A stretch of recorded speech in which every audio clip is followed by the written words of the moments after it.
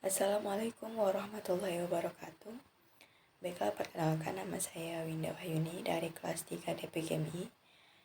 Di sini saya akan menjelaskan terkait bab 4 dari bagian paradigma baru pendidikan kewarganegaraan.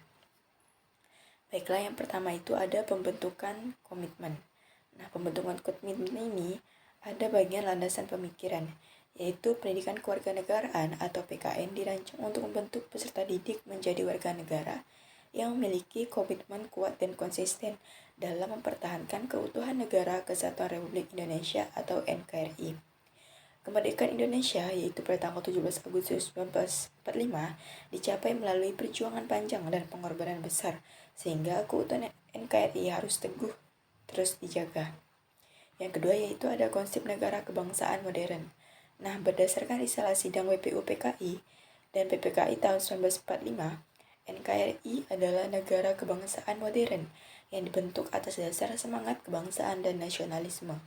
Nah, NKRI ini adalah milik bersama, tidak eksklusif untuk golongan tertentu, sehingga harus dipertahankan oleh semua elemen bangsa. Sedangkan yang ketiga yaitu ada dasar hukum dan nilai-nilai.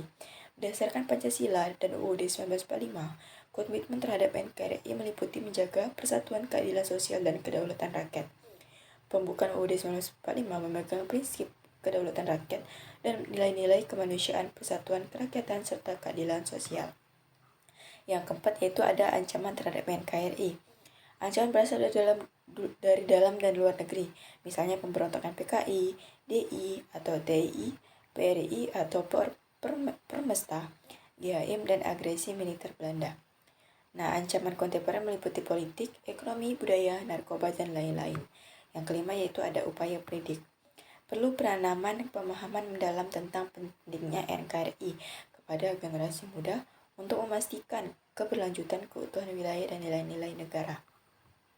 Selanjutnya yang B yaitu ada pengembangan pendidikan demokrasi. Yang pertama ada paradigma baru pendidikan kewarganegaraan. Nah, menurut Udin Eswinataputra pada tahun 2002, PKN kini berfokus pada pengembangan pendidikan demokrasi untuk membentuk karakter bangsa atau nation and character building. Sedangkan yang kedua yaitu ada hakikat demokrasi.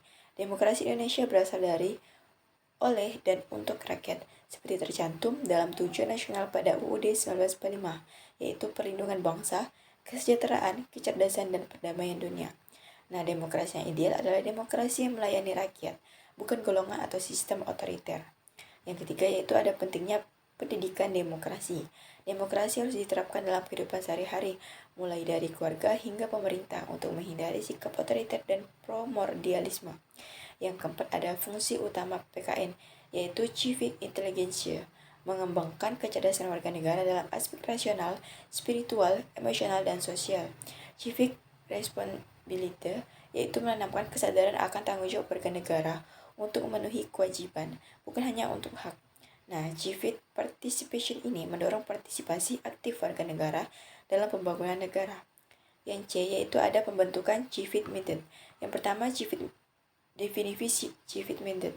Nah, civic minded ini adalah kesadaran dan loyalitas warga negara untuk membela negara, seperti prinsip right or wrong my country, yaitu pembentuk civic mindedness merupakan paradigma baru dalam PKN untuk menjaga keutuhan NKRI.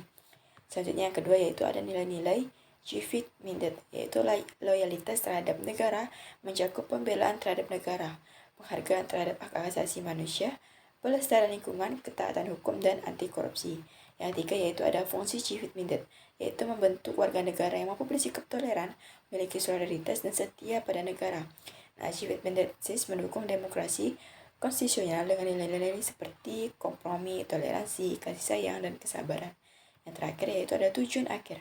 Mata pelajaran PKN bertujuan untuk membentuk warga negara yang baik, yang memahami dan melaksanakan hak serta kewajiban sesuai Pancasila UUD 1945. Mungkin hanya itu saya sampaikan yang dapat saya sampaikan dari bab 4 paradigma baru pendidikan kewarganegaraan. Kurang lebihnya saya mohon maaf. Wassalamualaikum warahmatullahi wabarakatuh.